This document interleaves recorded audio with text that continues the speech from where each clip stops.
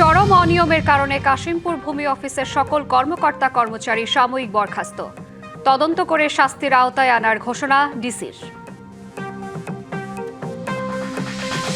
Gas সংকটে পোশাক কারখানার উৎপাদন কমেছে 40%। প্রধান রপ্তানি পণ্যের উৎপাদন ব্যাহত হলে নেতিবাচক প্রভাব পড়বে অর্থনীতিতে।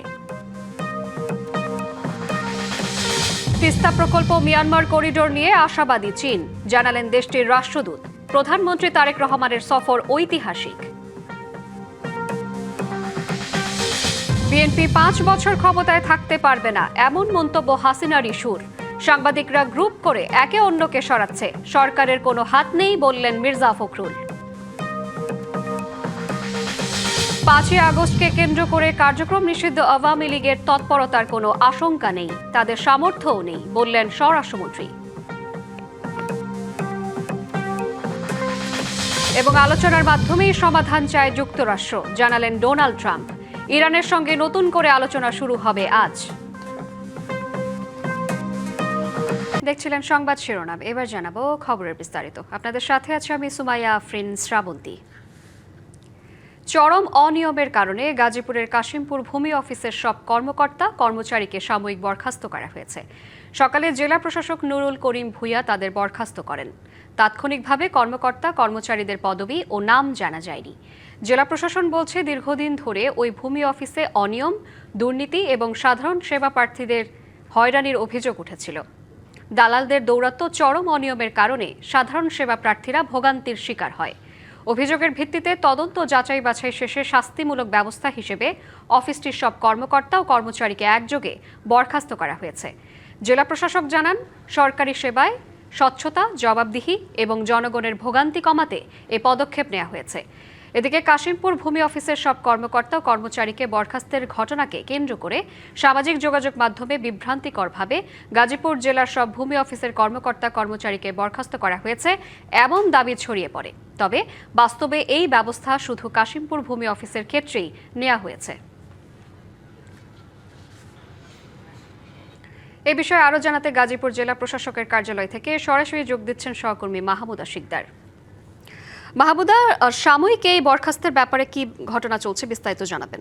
যেমনটি বলছিলেন যে নানা অনিয়মের বিরুদ্ধে আসলে অভিযোগ পেয়ে যাচ্ছিলেন গাজীপুরের জেলা প্রশাসক নুরুল করিম ভূঁইয়া। সেই অভিযোগের পরিপ্রেক্ষিতে আজ সকালে আকস্মিক দুটি ভূমি অফিসে তিনি পরিদর্শন করেন, কাশিমপুর ভূমি অফিস এবং সবিপুর ভূমি অফিস। এই ভূমি অফিস পরিদর্শন করার পর তিনি কাশিমপুর ভূমি অফিসে কিন্তু সকল কর্মকর্তা এবং কর্মচারী যারাই ছিলেন তাদের প্রত্যেককে আসলে বরখাস্ত করেছেন। আমরা সরাসরি যিনি জেলা প্রশাসক আছেন আমরা তার কাছেই জানতে চাইবো যে আসলে আপনি হঠাৎ করে এরকম পরিদর্শন করলেন এবং কতজনকে আসলে এখানে বরখাস্ত করলেন এবং কতদিনের জন্য? না, এটা হঠাৎ না, এটা আমরা আমাদের নিয়মিত পরিদর্শনের অংশ হিসেবে যাই। আমরা মাঝে মাঝে এরকম বিভিন্ন অফিসে যাই, এটা আমার নিয়মিত কাজের অংশ।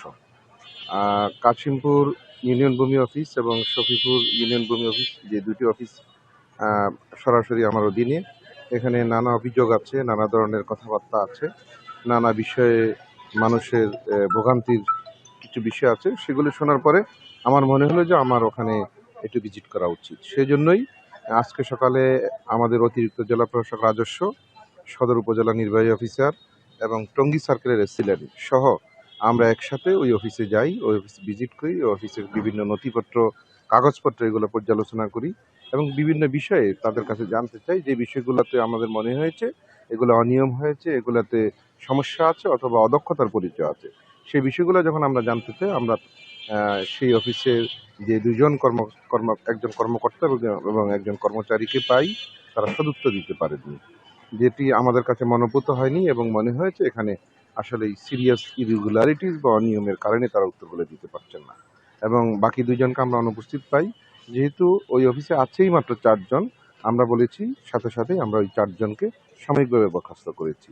এখন তারা জবাব দেবে, জবাব দেওয়ার পরে যদি তারা সন্তোষজনক জবাব দিতে পারে তাহলে বিষয়টি একরকম করে সেটেল হবে। যদি জবাব সন্তোষজনক না হয় তাহলে আইন অনুযায়ী, বাকি বিধান অনুযায়ী তাদের বিরুদ্ধে ব্যবস্থা নেওয়া হবে। আরেকটি প্রশ্ন ছিল যে সামাজিক যোগাযোগ মাধ্যমে কিন্তু একটি ব্যাপার আমরা জানতে পারছি যে গাজীপুরের সকল ভূমি অফিসের সকল কর্মকর্তাকে আসলে বরখাস্ত করা হয়েছে, এরকম একটি খবর খুব ভাবে চড়াও হচ্ছে। এই ব্যাপারটা নিয়ে আপনি কিছু বলবেন কি প্লিজ?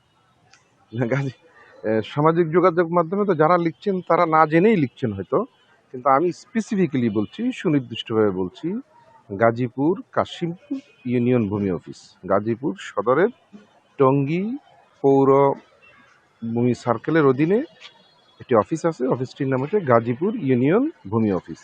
সেই অফিসের সকলকেই বরখাস্ত করা হয়েছে। যে শ্রাবন্তী শুনছিলেন যে আসলে সকালে দুটি ভূমি অফিস পরিদর্শন করা হয় এবং পরিদর্শনে কাশিমপুর যে ভূমি অফিস সেখানকার সকল কর্মকর্তা এবং কর্মচারীদেরকে কিন্তু সাময়িক বরখাস্ত করা হয়েছে। এই ছিল এখন পর্যন্ত যে বরখাস্তের খবর, সেটি সম্পর্কে সর্বশেষ তথ্য। ধন্যবাদ আপনাকে। গ্যাস সংকটে দেশের তৈরি পোশাক কারখানার উৎপাদন সক্ষমতা কমেছে 40%। পোশাক শিল্প মালিকদের সংখ্যা আরও কয়েক সপ্তাহ এভাবে চলতে থাকলে দেশের রপ্তানি আয়ে বড় ধাক্কা লাগতে পারে। এদিকে অর্থনীতি বিশ্লেষকরাও বলছেন, দেশের প্রধান রপ্তানি পণ্যের উৎপাদন ব্যাহত হলে তার ধারাবাহিক নেতিবাচক প্রভাব পড়বে পুরো অর্থনীতিতেই। পরিস্থিতির ভয়াবহতা বিবেচনায় সরকারকে দ্রুত জ্বালানি সংকট সমাধানের তাগিদ দিচ্ছেন তারা। দেশের মোট রপ্তানির প্রায় 85% আসে তৈরি পোশাক খাত থেকে, কিন্তু গেল 2 সপ্তাহের গ্যাস সংকটে মন্থর হয়েছে প্রধান রপ্তানি শিল্পের চাকা। জ্বালানি সংকটে দিনের বেশিরভাগ সময়ই বন্ধ থাকছে উৎপাদন। বিজিএমইএ সভাপতি বলছেন, এরই মধ্যে দেশের পোশাক শিল্প কারখানার উৎপাদন কমেছে সক্ষমতার চেয়ে প্রায় 40%। উৎপাদন কমে যাওয়ায় নির্ধারিত সময়ে পণ্য রপ্তানি করতে না পারার শঙ্কা তৈরি হয়েছে রপ্তানিকারকদের মধ্যে। দৈনিক আমরা 135 মিলিয়ন এক্সপোর্ট করি এবং আমাদের এই এখনকার জ্বালানির সমস্যার কারণে আমাদের 40% আমাদের ক্যাপাসিটি, অর্থাৎ 60% এফিসিয়েন্সিতে আমরা প্রোডাকশন করছি। টাকা দিয়ে মেজার করতে পারবেন না, সেটা হচ্ছে আমাদের ভাবমূর্তির ক্ষতি হচ্ছে। শিল্প মালিকদের শঙ্কা, চলমান সংকট আরও কয়েক সপ্তাহ চললে বাংলাদেশ থেকে মুখ ফিরিয়ে নিতে পারেন বিদেশি ক্রেতারা। বারংবার গ্যাসের কারণে আমাদের প্রোডাকশন ডিসরাপশন হচ্ছে, সময় মতো শিপমেন্ট করতে পারতেছি না। এইটাতে করে বায়াররা আনকমফোর্টেবল সিচুয়েশনে যাচ্ছে। তখন বায়াররা হেসিটেট করছে যে বাংলাদেশে এই সমস্যা যদি ক্রনিক থাকে তাহলে এখানে অর্ডার প্লেসমেন্ট না করে অন্য দেশে প্লেসমেন্ট করার চেষ্টা একটা অনেক বায়ারের চলে আসছে। সেটাই ক্ষতিগ্রস্ত হবে সবচেয়ে বেশি। আর তাহলে দেশের রপ্তানি আয়ে বড় ধাক্কা শঙ্কা করছেন অর্থনীতি বিশ্লেষকরাও।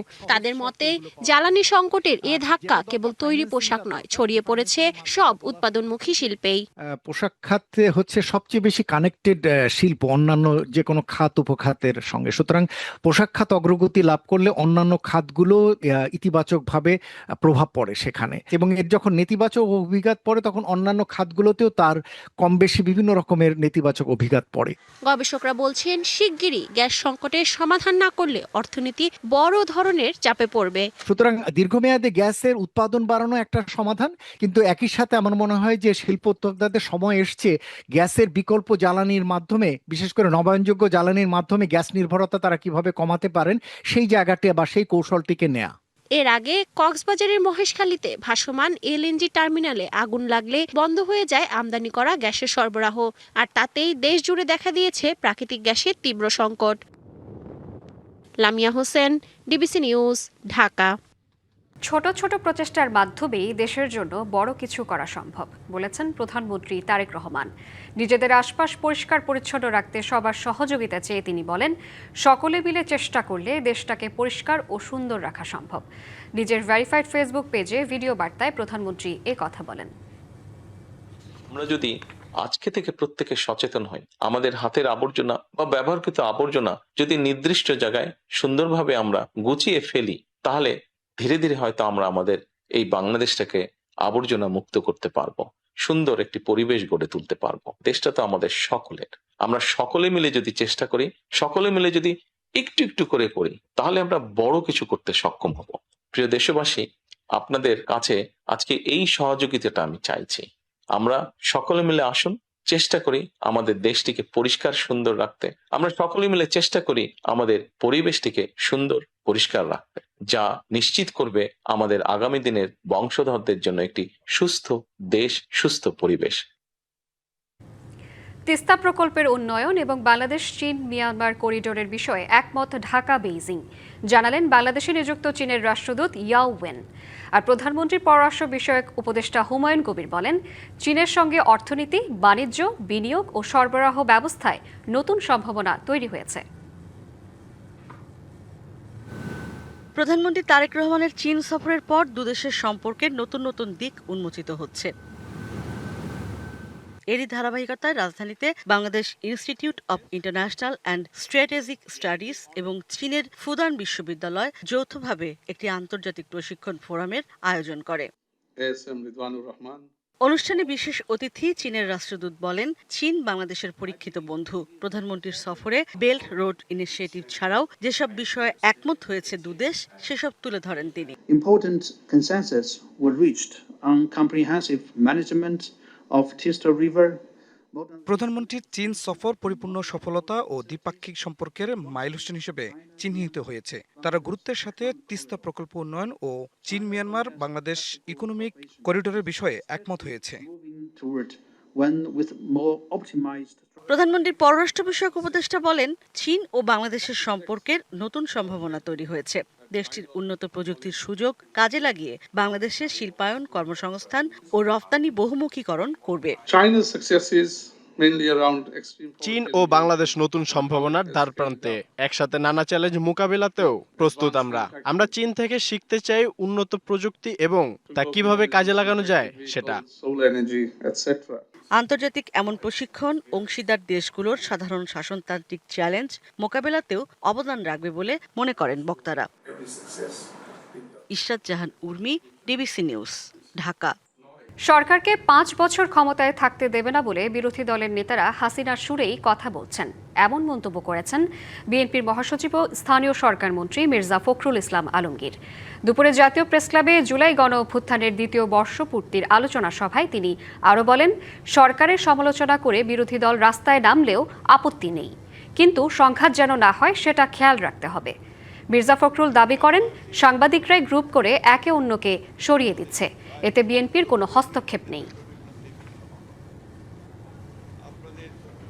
একটা মহল থেকে যে বিএনপি জুলাই সনদ পালন করছে না, এটাকে পুরোপুরিভাবে একটা ভ্রান্ত ধারণা দেওয়ার চেষ্টা হচ্ছে। এটা আমি তীব্র প্রতিবাদ জানাই। যে ভাষায় আমাদের সম্মানিত বিরোধী দলের নেতারা কথা বলছেন বাইরে, 5 বছর করতে দেব না, এটা ভাষায় কথা বলতেন আপনারা আমাদের হাসিনা। জুলাই সনদের প্রতিটা অক্ষর বাস্তবায়ন করবে সরকার, কিন্তু একটি নির্দিষ্ট আদর্শের মাধ্যমে সংসদের বাইরে নানা রকমের অপতৎপরতা চালানো হচ্ছে। এছাড়া 5ই আগস্টকে কেন্দ্র করে কার্যক্রম নিষিদ্ধ আওয়ামী লীগের তৎপরতার কোনো আশঙ্কা নেই। রাজধানীতে আয়োজিত বিভিন্ন অনুষ্ঠানে এসব কথা বলেছেন সরকারের মন্ত্রী ও বিএনপি নেতারা। উত্তাল গণ অভ্যুত্থানে সেই দিনগুলোর মধ্যে ৩রা আগস্ট বা ৩৪ জুলাই 2024-এ সেই দিনে এক দফার আন্দোলনে মাঠে নামে ছাত্র জনতা, যার ধারাবাহিকতায় 5ই আগস্ট পতন ঘটে শেখ হাসিনা সরকারের। দেশ ছেড়ে পালান তৎকালীন সরকার প্রধান। অভ্যুত্থানে বিজয়ের পর দলমত নির্বিশেষে জুলাই সনদ তৈরির কাজ শুরু হয়। নির্বাচনের মাধ্যমে পরবর্তী সরকারগুলো এই সনদকে বাস্তবায়ন করবে এমন প্রতিশ্রুতিও দেয়া হয় রাজনৈতিক দলগুলোর পক্ষ থেকে। সোমবার জাতীয় প্রেসক্লাবে এক আলোচনা সভায় তথ্যমন্ত্রী অভিযোগ করেন, জাতীয় সংসদের প্রাণবন্ততাকে গুরুত্ব না দিয়ে রাজনৈতিক বিতর্ককে বাইরে নিয়ে যাওয়া হচ্ছে। জুলাই সনদে আমরা স্বাক্ষর করেছি, সেই স্বাক্ষরের সঙ্গে শহীদের রক্ত মিশে আছে। জুলাই সনদের প্রত্যেকটি অক্ষরকে আমাদের সরকার বাস্তবায়ন করতে চায়। এদিকে সচিবালয়ে ক্ষমতাচ্যুত আওয়ামী লীগকে মাফিয়া দল আখ্যা দিয়ে স্বরাষ্ট্রমন্ত্রী বলেন, অনলাইনে গুজব ছড়ানো ছাড়া দলটির সামর্থ্য বা সক্ষমতাও নেই, তবে আইনশৃঙ্খলা বাহিনী সতর্ক আছে। একে তো নিষিদ্ধ ঘোষিত দল, মাফিয়া শক্তি, তারা মাঝে মধ্যে বিদেশ থেকে উকিঝুঁকি দিচ্ছে, এর বেশি তৎপরতা তো দেখি না। কোনো পক্ষ হয়তো চেষ্টা করেছিল যে সাম্প্রদায়িক সম্প্রীতি বিনষ্টের কোনো কিছু করা যায় কিনা। অন্যদিকে বাংলাদেশ মেডিকেল বিশ্ববিদ্যালয়ে এক অনুষ্ঠানে প্রধানমন্ত্রীর উপদেষ্টা রুহুল কবির রিজভী বলেন, ফ্যাসিবাদের চরম নির্মমতার কারণে দেশ ছেড়ে পালিয়েছে হাসিনা ও তার সহযোগীরা। আমরা যখন ডিবি অফিসে রিমান্ডের মধ্যে তখন কেন জানি মনে হচ্ছিল এইবার আর শেখ হাসিনা থাকবে না। শুধু মৃত্যুর সংবাদ, শুধু হত্যার সংবাদ, গোলাগুলির সংবাদ, গোটা জেলখানায় আন্দোলনের নেতা কর্মীদের ভর্তি। Tahsina Jessy, DBC news, Dhaka.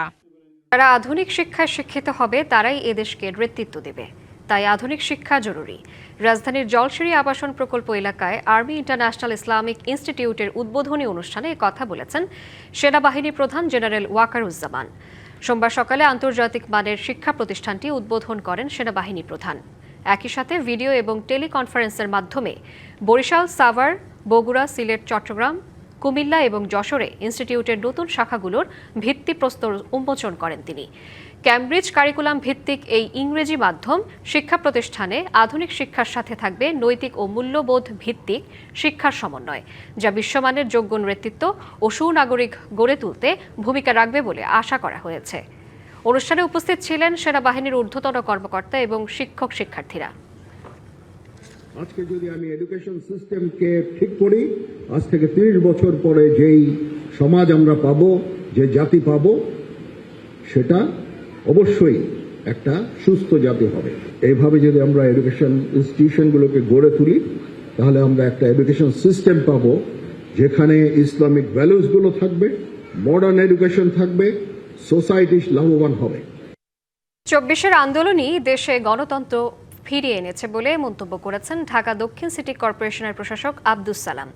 বলেন, গণতন্ত্রের এই যাত্রা অব্যাহত রাখতে শিক্ষার্থীদের ঢাল হয়ে দাঁড়াতে হবে। দুপুরে ঢাকা বিশ্ববিদ্যালয়ে বৃক্ষরোপণ কর্মসূচিতে তিনি বলেন, বাংলাদেশকে গড়ে তোলার জন্য নতুন প্রজন্মকেই হাতে নিতে হবে, আর এর জন্য সঠিক নেতৃত্ব বের করে নিয়ে আসতে হবে।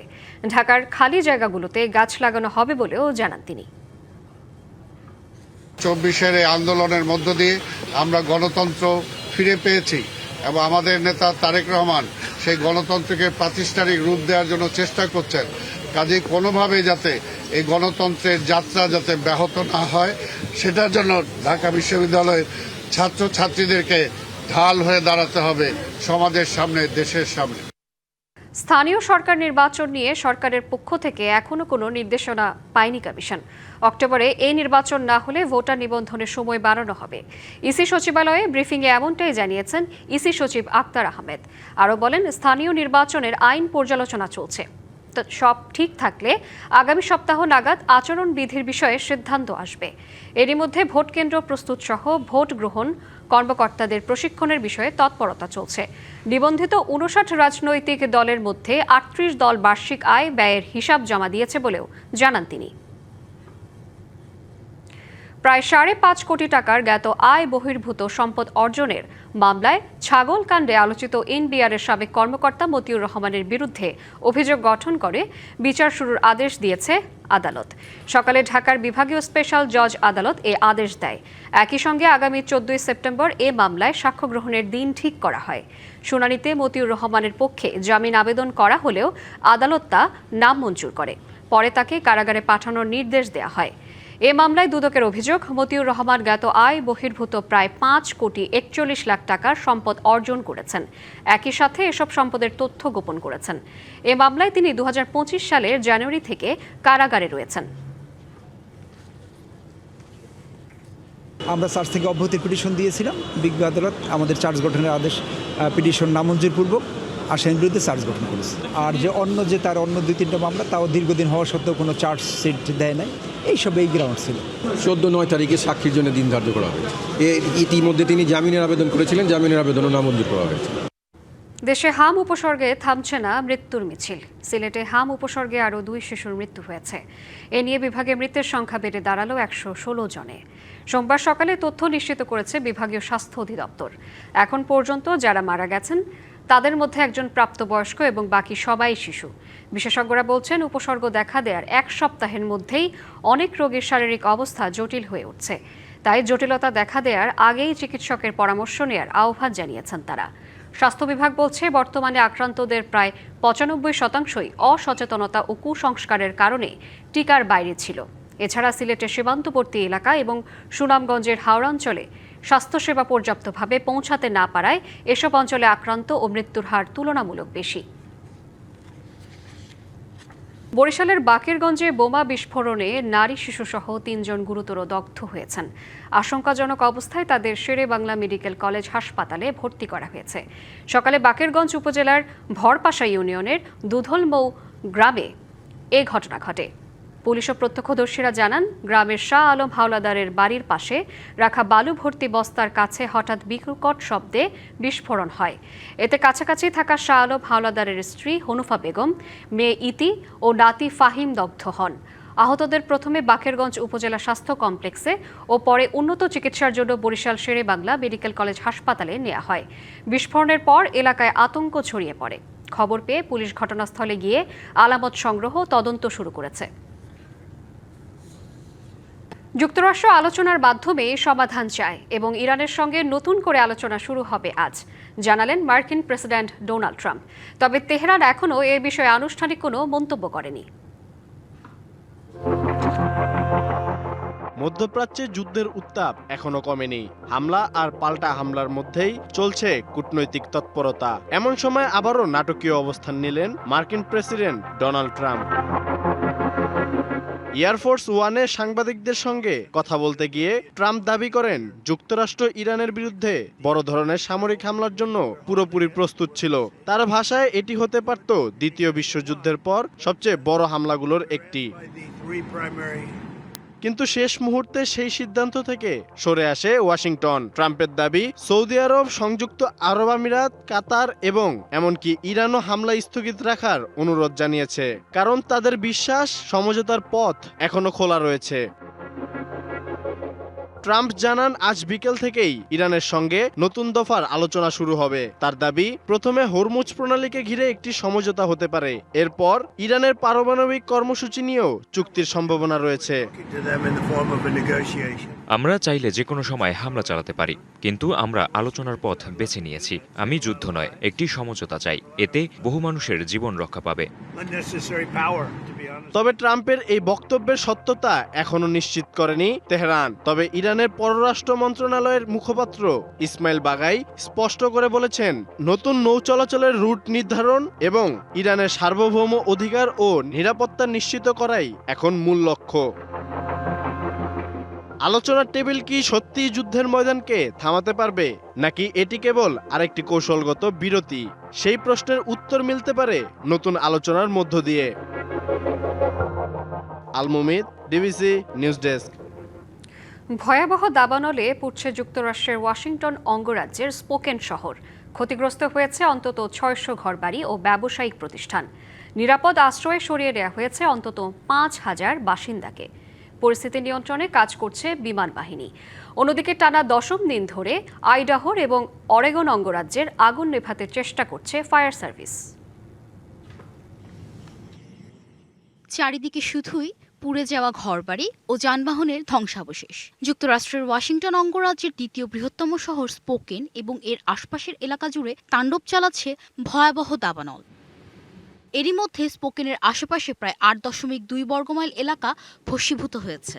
ঘন কালো ধোঁয়ায় আর দ্রুত ছড়িয়ে পড়া আগুনের জন্য এলাকা থেকে নিরাপদে সরিয়ে নেওয়া হয়েছে বাসিন্দাকে। আগুনে পুড়ে ছাই হয়ে গেছে অন্তত 600 বসতবাড়ি, ব্যবসা প্রতিষ্ঠান ও অন্যান্য অবকাঠামো। আগুন নিয়ন্ত্রণে ফায়ার সার্ভিসের উদ্ধারকারী দলের সাথে কাজ করছে বিমান বাহিনীর বিশেষ হেলিকপ্টার। পরিস্থিতির ভয়াবহতা নিয়ে মার্কিন প্রেসিডেন্ট ডোনাল্ড ট্রাম্প এবং প্রশাসনিক কর্মকর্তাদের সঙ্গে জরুরি আলোচনা করেছেন ওয়াশিংটনের গভর্নর। মাত্র কয়েক ঘন্টার ব্যবধানে অসংখ্য ওয়াশিংটনবাসী তাদের সবকিছু হারিয়েছেন। আমরা জানাতে চাই, এই কঠিন সময়ে আমরা সবাই তাদের পাশে আছি। এদিকে স্পোকেনের দাবানলের পাশাপাশি টানা 10ম দিন ধরে আইডাহোরের পশ্চিমাঞ্চল এবং অরেগনের পূর্বাঞ্চলের দাবানল নিয়ন্ত্রণে আনতে কাজ করছেন অগ্নি নির্বাপক কর্মীরা। এরই মধ্যে দাবানল ছড়িয়ে পড়েছে প্রায় 525 বর্গমাইল এলাকা জুড়ে। তবে দাবানলে এখনও কোনো হতাহতের খবর পাওয়া যায়নি। Rahnuma Fermin, DBC news desk. দেশব্যাপী শুরু হতে যাচ্ছে প্রাইম মিনিস্টার্স গোল্ড কাপ প্রতিযোগিতা 2026। এতে ষষ্ঠ থেকে দ্বাদশ শ্রেণীর 1,73,00,000 শিক্ষার্থী অংশ নেবে। এসব তথ্য জানিয়ে প্রধানমন্ত্রীর কার্যালয়ের মুখপাত্র মাহাদি আবিদ জানান, দেশব্যাপী মোট 49,589টি শিক্ষা প্রতিষ্ঠানের মধ্যে বিভিন্ন বিভাগে ভাগ করে এই প্রতিযোগিতা অনুষ্ঠিত হবে। সকালে সচিবালয়ে শিক্ষা মন্ত্রণালয়ে আলোচনা সভা শেষে সাংবাদিকদের আরও বলেন, শিক্ষার্থীদের মেধা ও শারীরিক বিকাশে এই প্রতিযোগিতা ভূমিকা রাখবে। ক্লাস 6 থেকে 12 পর্যন্ত বাংলাদেশের সকল স্কুল, কলেজ, মাদ্রাসা, টেকনিক্যাল এবং ভোকেশনাল ইনস্টিটিউটের শিক্ষার্থীবৃন্দ এখানে অংশগ্রহণ করবে। টোটাল প্রায় 50,000-এর মতন শিক্ষা প্রতিষ্ঠান পার্টিসিপেট করবেন। সকল ছেলে শিক্ষার্থীদের জন্য এটি বাধ্যতামূলক। প্রত্যেকটা টিম, স্কুল থেকে টিম পার্টিসিপেট করবে এবং মেয়ে শিক্ষার্থীদের জন্য এটা ঐচ্ছিক, ওনারা প্রয়োজন মনে করলে অংশগ্রহণ করবেন। ডিবিসি সংবাদে এই ছিল এখনকার মতো। ডিবিসি নিউজের সংবাদগুলো পড়তে ভিজিট করুন dbcnews.tv আর ভিজিট করুন ডিবিসি নিউজের ফেসবুক পেজ এবং ইউটিউব চ্যানেল। ডিবিসির সঙ্গেই থাকুন।